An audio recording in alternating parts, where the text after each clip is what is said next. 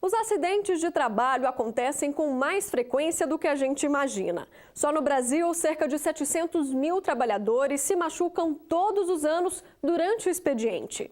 Quando isso acontece, o empregado tem direito a benefícios como auxílio-doença, aposentadoria por invalidez.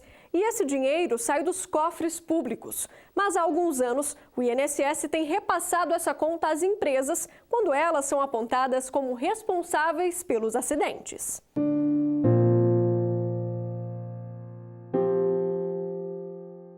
Há quase 6 anos, Zilda perdeu o marido em um acidente de trabalho.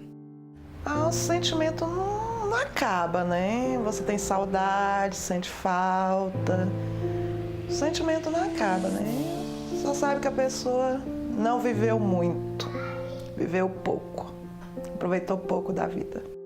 Aos 45 anos de idade, Lorival Leite de Moraes foi soterrado enquanto trabalhava na construção da rede de esgoto do Hospital Universitário de Brasília. O acidente foi no dia 21 de julho de 2011. Outros 2 operários também morreram quando as paredes da vala de 6 metros de profundidade vieram abaixo.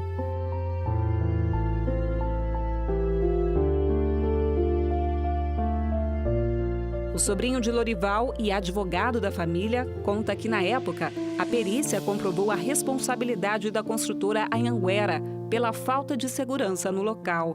Rivael lembra que o tio tinha acabado de ser promovido. Passou de servente a pedreiro, dias antes do desmoronamento. Ele pensou em abandonar, mas só que assim, a situação dele era difícil, né? A situação dele, a econômica dele era difícil, né? E ele tinha criança pequena, esposa, tinha filhos, né? Ele precisava do trabalho. E ele imaginava que não ia acontecer aquilo com ele também, né? A viúva ainda luta na justiça para receber a pensão pela morte do companheiro. Eles viveram juntos por 19 anos e tiveram 2 filhos, mas não eram casados no papel. Por isso, Zilda conta apenas com a pensão paga à filha caçula do casal, no valor de R$ 1.500. A pensão ajuda muito. Por mais, hoje em dia tá difícil. Porque estudar, fazer tudo, pagar aluguel, tudo fica complicado. Por lei, os filhos das vítimas têm direito a receber benefício até os 21 anos de idade. A pensão por morte é paga pelo INSS, mas agora a União quer repassar essa conta para a construtora, por meio de uma ação regressiva.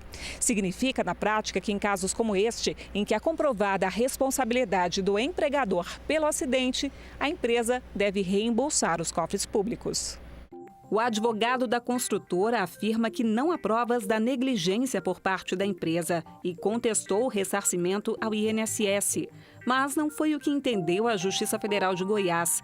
A defesa, então, apresentou um recurso ao Tribunal Regional Federal da Primeira Região, em Brasília. E após análise dos laudos dos peritos, os desembargadores mantiveram a decisão da Justiça Federal Goiana. Tanto a Polícia Civil do Distrito Federal quanto os fiscais do trabalho apontaram o descumprimento dos padrões de segurança.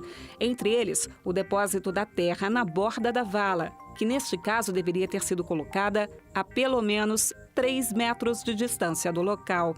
Os peritos constataram ainda a falta de estudos das condições de solo, onde foi feita a escavação.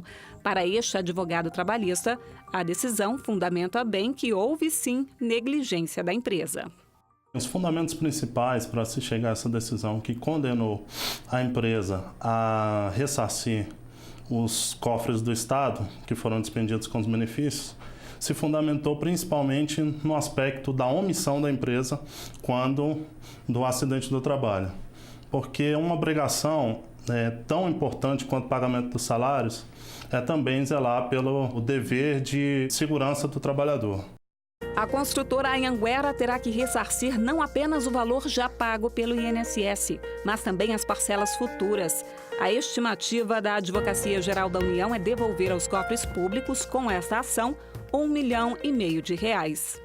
Todo o valor gasto pela Previdência Social em relação a essas pensões por mortes deverão ser ressarcidos pela empresa verdadeiramente causadora desse acidente. Dados da Previdência Social indicam que são registrados 600 mil acidentes de trabalho por ano no Brasil. Em média, 3.000 trabalhadores morrem durante a atividade profissional. O principal O objetivo a ser alcançado com a ação regressiva não é apenas o ressarcimento, mas sim contribuir para que haja a prevenção, que haja o cumprimento das normas de saúde e segurança, para evitar a ocorrência de algum acidente, a ocorrência da concessão de benefícios previdenciários. Zilda espera que o aperto no bolso dos empresários possa atingir também a consciência. É bom que a empresa pague, porque assim vai pensar melhor, né? Vai ter mais segurança para quem está trabalhando.